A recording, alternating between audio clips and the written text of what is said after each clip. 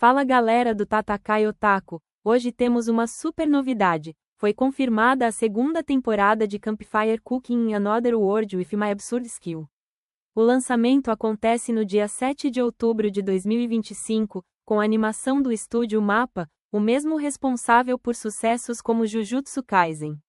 Vale lembrar que a primeira temporada estreou em 2022 e conquistou fãs no mundo todo com sua mistura única de aventura, humor e muita comida deliciosa. Na história, Mukouda Tsuyoshi, de 27 anos, acaba sendo transportado para um mundo de fantasia junto a outros 3 heróis. Mas, diferente deles, Tsuyoshi foi invocado por acidente. E sua habilidade especial? A absurda técnica de cozinhar com seu sistema de supermercado online.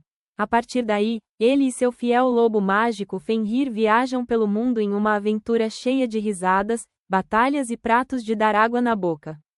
Preparados para mais uma temporada de aventuras e receitas mágicas? Comentem aí se vocês também ficaram com fome só de lembrar dessa obra.